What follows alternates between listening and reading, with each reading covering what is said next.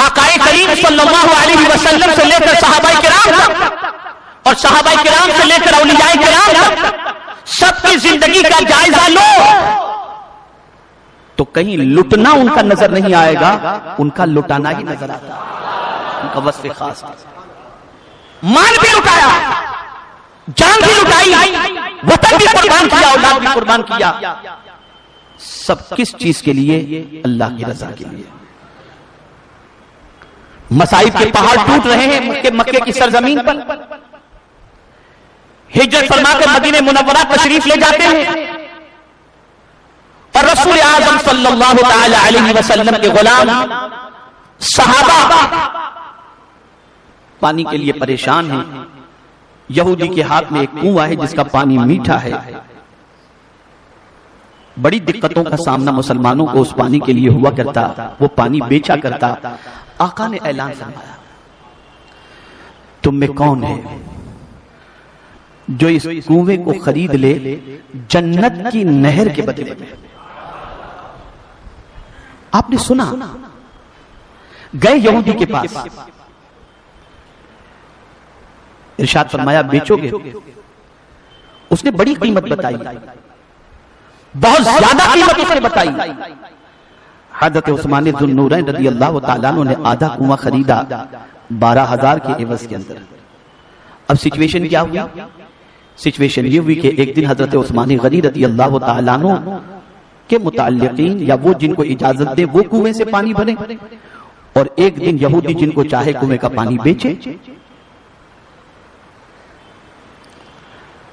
حضرت عثمان غنی رضی اللہ المولا تبارک و تعالی عنہ نے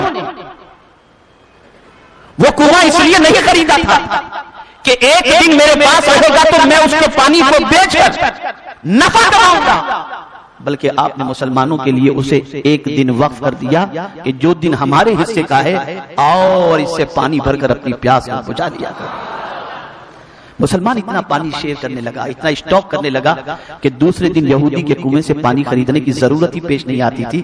یہودی نے بلایا، کہا عثمان آدھا تم لے لو، دوسرا جو بچہ دوسرے دن میں جو لیتا، دوسرے دن کا حصہ جو ہے وہ بھی میں تمہیں دینے کے لیے تیار ہوں، باقی کنواں بھی تم لے لو۔ آپ نے فرمایا کتنے میں؟ تو پہلے کے مقابلے میں کم قیمت میں اس نے بیچا، حضرت عثمان غنی نے خرید لیا اور اسے مسلمانوں کے لیے وقف کر دیا۔ اب سوچو، آپ غور کرو، معاذ اللہ جو لوگ یہ کہتے ہیں کہ رسول اعظم صلی اللہ تعالی علیہ وسلم کسی کو کچھ نہیں دیتے، حضرت عثمان غنی رضی اللہ تعالیٰ عنہ نے کس کے کہنے پر اور کس کی بشارت پر کنواں خرید کر کے مسلمانوں کے لیے وقف کیا تھا؟ سرکار کے کہنے پر۔ حضور نے فرمایا تھا تم میں کون ہے جو جنت کی نہر کے عوض کے اندر یہ کنواں خریدتا ہے؟ اللہ اکبر! حضرت عثمان غنی رضی اللہ تعالیٰ عنہ نے خریدا۔ میرے پیارے آقا صلی اللہ تعالی علیہ وسلم کے پیارے دیوانوں، حضرت عثمان ذو النورین رضی اللہ تعالیٰ عنہ کو سخاوت کرنے میں اتنی دلچسپی تھی کہ ادھر آقا کا فرمان سنتے اور ادھر اپنی دولت لٹانے کے لیے تیار ہو جایا کرتے تھے۔ میں تو اس واقعے کو جب یاد کرتا ہوں تو میری عقل دنگ رہ جاتی ہے، کتنا کانفیڈنس تھا، کتنا یقین تھا اپنے رب پر اور آقا کریم صلی اللہ تعالی علیہ وسلم کے فرمان پر۔ ممکن ہے یہاں کچھ ناسک کے لوگ ہوں، پیاز کی قلت ہوئی تھی تو 100 روپے کلو تک پیاز چلی گئی تھی، اور اب پوزیشن یہ کہ 2 روپے کلو بک رہی ہے۔ جب قحط کا زمانہ ہوتا ہے تو انسان اپنے پاس جو مال ہوتا ہے اس کی قیمت بڑھا دیا کرتا ہے۔ یہ وہی کرتا ہے جو دنیا کا حریص ہوگا، جو دنیا کا لالچی ہوگا، جس کے سینے میں دنیا کی محبت بیٹھی ہوگی۔ قحط کا زمانہ ہے اور ملک شام سے حضرت عثمان ذو النورین رضی اللہ تعالیٰ عنہ کا سامان خورد و نوش کا ایک بڑا قافلہ مدینہ منورہ پہنچتا ہے۔ مدینے کے بیپاری لوگ سوچتے ہیں کہ قافلہ آ چکا ہے اور قحط کا زمانہ ہے، مال اگر عثمان غنی سے خرید لیا گیا تو منہ مانگے دام کے اندر لوگوں کو بیچا جائے گا۔ 1-2 اونٹ کی بات نہیں تھی، سینکڑوں اونٹ تھے، سامان سے لدے ہوئے اونٹ تھے۔ اللہ اکبر! اطلاع ملتے ہی مدینے کے تاجر جمع ہو گئے اور حضرت عثمان غنی رضی اللہ تعالیٰ عنہ کے پاس آئے اور کہنے لگے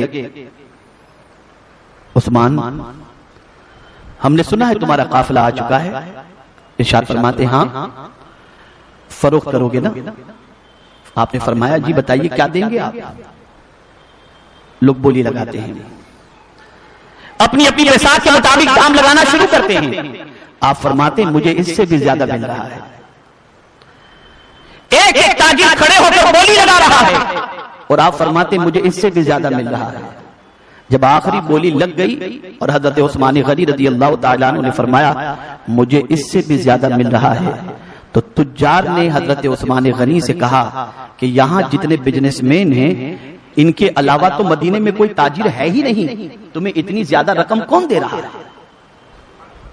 کون دے رہا ہے؟ ارشاد فرماتے میرا مولا دے رہا ہے, میرا پالنہار حقیقی دے رہا ہے. اور سن لو تم گواہ ہو جاؤ, میں نے یہ سارا مدینے کے مستحقین اور غربا کے لیے صدقہ کر دیا ہے, دے دیا سب کو. آئیں اور اپنی جھولیاں بھر کر کے جائیں. آج ہم چوہے سے ڈر جاتے ہیں, کچھ ڈراؤنی باتیں سنتے ہیں تو ڈر جاتے ہیں, بلکہ خواب میں ڈر جاتے ہیں, خواب میں ڈر جاتے ہیں. اتنے کمزور ہیں کہ خواب میں ڈر جاتے ہیں, اور اتنے بے باک ہیں کہ دن کے اجالے میں جاگتے ہوئے خدا سے نہیں ڈرتے. دن کے اجالے میں خدا سے نہیں ڈرتے, لیکن خواب میں ہم ڈر جاتے ہیں. کوئی ڈراؤنا خواب دیکھ کے ڈر گئے. سوال یہ پیدا ہوتا ہے کہ اللہ والوں کے دلوں میں خوف کیوں نہیں تھا؟ اللہ والوں کے دلوں کے اندر ڈر کیوں نہیں تھا کسی انسان کا, کسی غم کا, کسی تکلیف کا؟ تو قرآن نے اس کے حوالے سے فرمایا ہے الذین ينفقون اموالهم باللیل والنہار سرا وعلانیہ فلہم اجرهم عند ربهم ولا خوف علیہم ولا هم یحزنون. جو رات و دن دکھا کر چھپا کر اللہ کے نام پر اپنی دولت کو لٹاتے ہیں ان کے دل میں نہ خوف ہوتا ہے نہ کوئی غم ہوتا ہے. ان کے دل میں کوئی خوف نہیں ہوتا.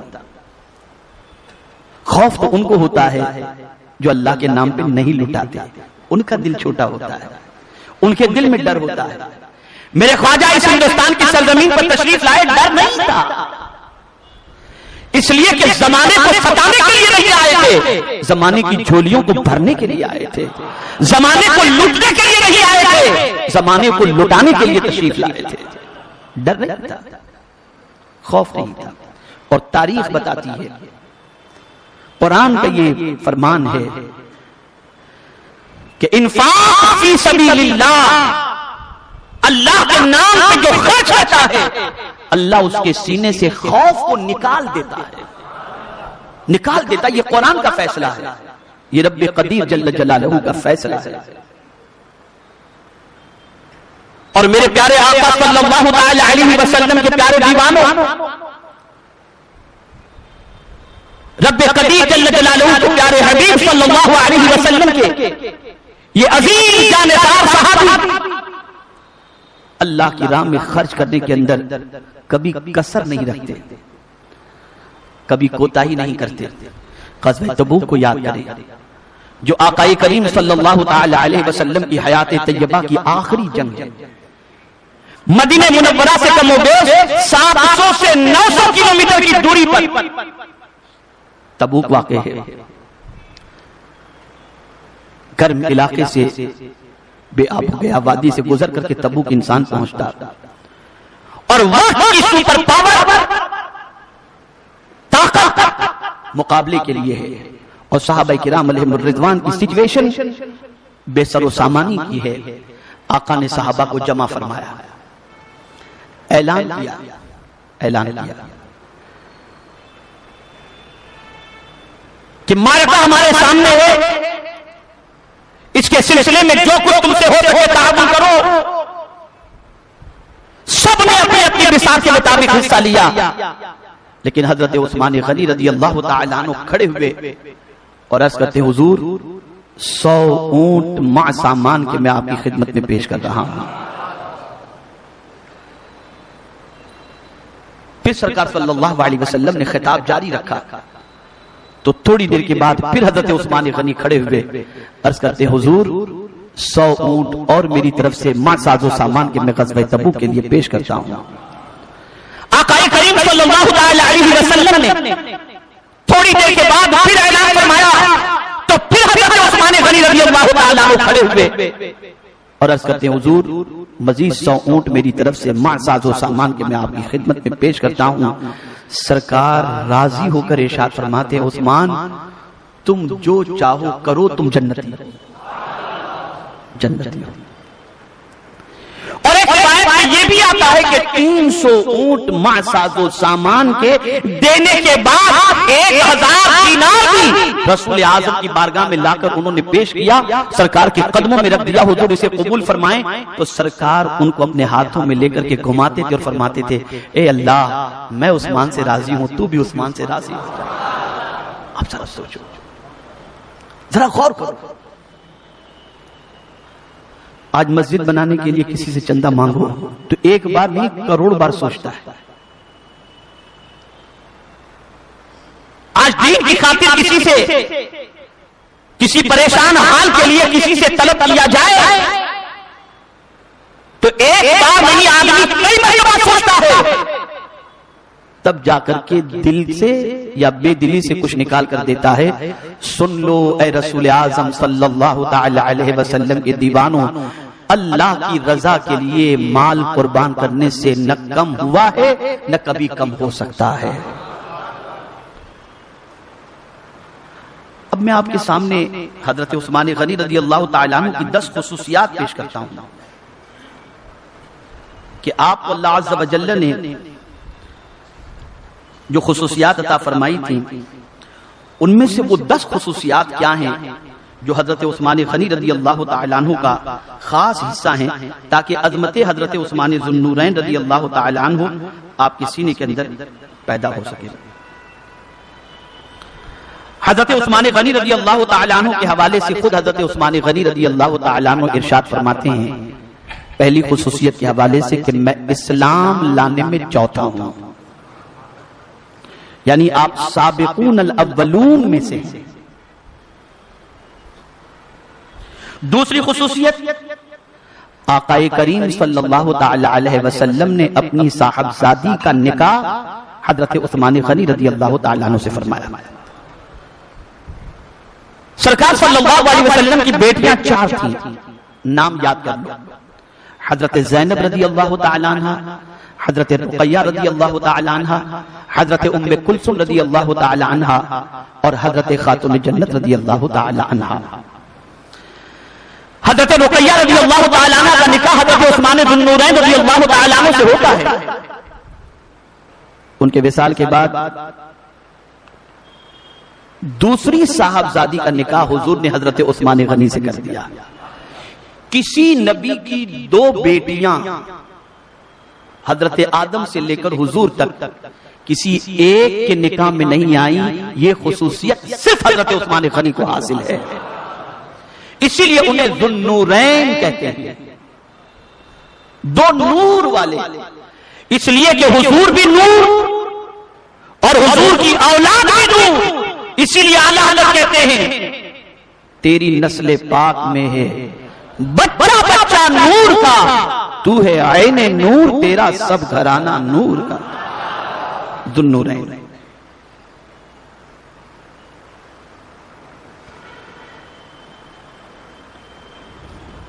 اور یہ خصوصیت آپ ذہن میں رکھیں حضرت عثمان غنی رضی اللہ تعالیٰ عنہ کی، خود حضرت عثمان غنی فرماتے ہیں، ارشاد فرماتے ہیں میں نے کسی برائی کی تمنا اور خواہش نہیں کی،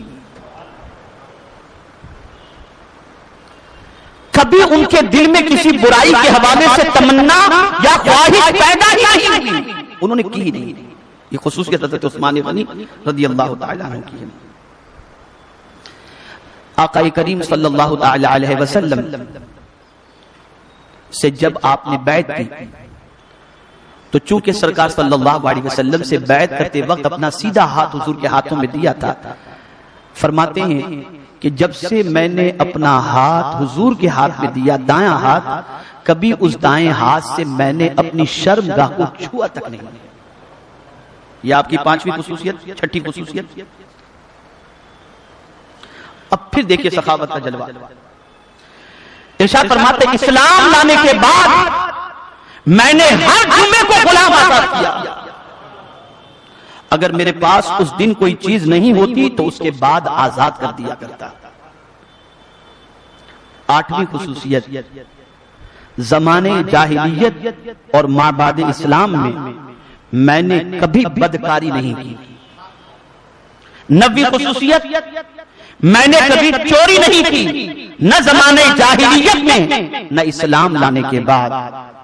اور 10ویں خصوصیت، اللہ اکبر، جسے امت کبھی فراموش نہیں کر سکتی، یہ خصوصیت صرف اور صرف اللہ نے حضرت عثمان غنی رضی اللہ تعالیٰ عنہ کو عطا فرمائی، اور وہ یہ ہے کہ حضور صلی اللہ علیہ وسلم کے زمانے کے مطابق میں نے قرآن جمع کیا۔ یہ ایک الگ ٹاپک ہے جامع القرآن کی حیثیت سے، اس کے لیے کافی وقت درکار ہے، صرف اسی ٹاپک کے سلسلے میں آپ کو جامع القرآن کہا جاتا ہے۔ تو سرکار صلی اللہ علیہ وسلم جس طرح سے قرآن پڑھا کرتے تھے، اسی طرح سے قرآن کو جمع کرنے والی ذات کا نام ہے حضرت عثمان ابن عفان رضی اللہ تعالی عنہ۔ میرے پیارے آقا صلی اللہ علیہ وسلم کے پیارے دیوانوں، رسول اعظم صلی اللہ تعالی علیہ وسلم نے حضرت عثمان غنی رضی اللہ تعالی عنہ سے متعلق بڑی پیاری بات ارشاد فرمائی۔ سرکار صلی اللہ تعالی علیہ وسلم ارشاد فرماتے ہیں، اللہ اکبر، ہر کسی کا جنت میں کوئی نہ کوئی رفیق ہوگا، اے اللہ میرا رفیق جنت میں عثمان ہو۔ اب ذرا سوچو،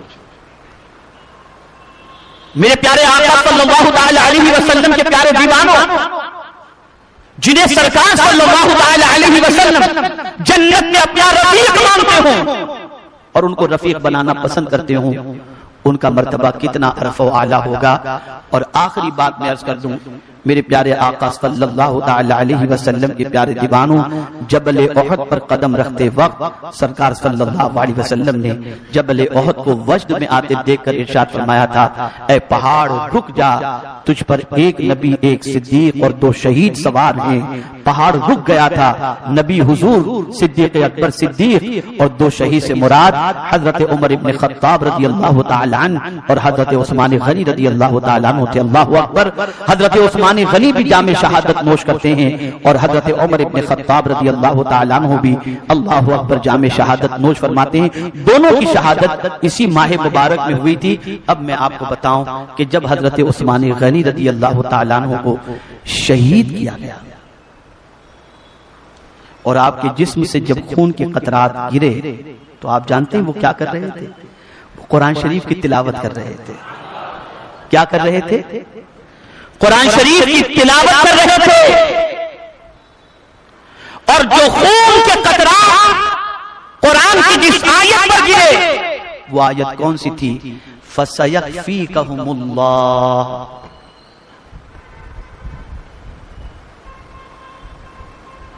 میرے پیارے آقا صلی اللہ علیہ وسلم کے پیارے دیوانوں، اللہ تمہارے لیے کافی ہے۔ اور یہاں یہ بات میں آپ کے سامنے عرض کر دوں کہ تاجدار کائنات صلی اللہ علیہ وسلم جب لوگوں کے سامنے اسلام کی دعوت دیتے اور لوگ آغوش اسلام میں قدم رکھنے لگے اور بڑی تعداد میں لوگوں نے اسلام قبول کیا، تو اس وقت کے لوگوں نے یہ سوچا کہ جب تک محمد عربی صلی اللہ علیہ وسلم ہیں تب تک یہ پیغام اسلام کا سلسلہ جاری رہے گا، جب ان کا وصال ہو جائے گا تو یہ سلسلہ ختم ہو جائے گا۔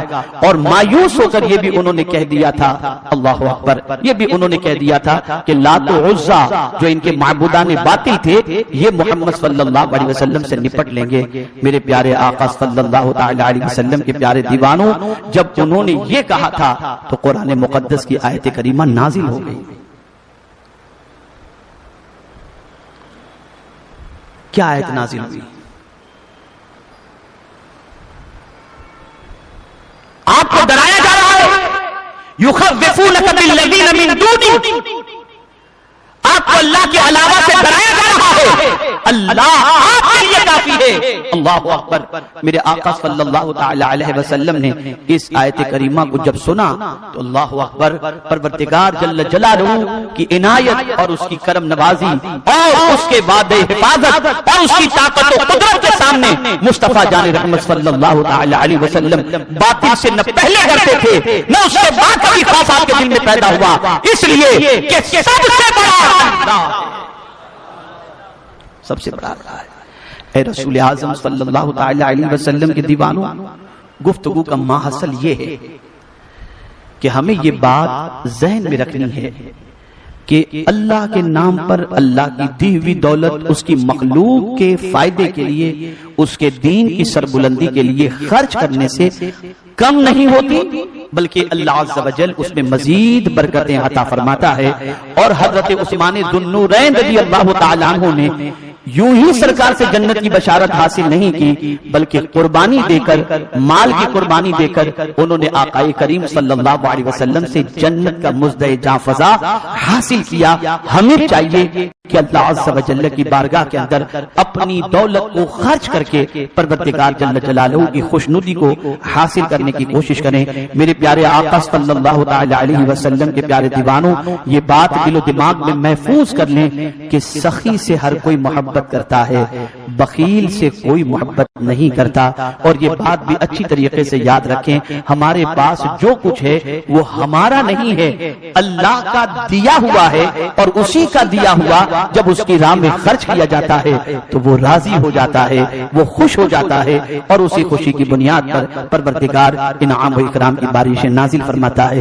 اللہ رب العزت جل جلالہ حضرت عثمان ذو النورین رضی اللہ تعالیٰ عنہ کے صدقہ و طفیل مجھے آپ کو سب کو راہ خدا میں تن من دھن قربان کرنے کی توفیق نصیب فرمائے، اور دعوت دین کے لیے اپنے اوقات قربان کرنے کی توفیق نصیب فرمائے۔ آپ سنیچر کو خود تنہا نہ آئیں، بلکہ آپ کوشش کریں اوروں کو بھی اپنے ساتھ لے کر کے آئیں۔ آپ اپنے لیے جنت میں جانا پسند کرتے ہیں تو آپ کوشش کریں کہ دوسرے مسلمان بھائی بھی ایسے راستے پر چلیں جس راستے پر چلنے کے بعد وہ بھی جنت کے مستحق ہو سکیں۔ اللہ مجھے آپ کو سب کو آقا کریم صلی اللہ علیہ وسلم کی تعلیمات پر عمل کرنے کی توفیق۔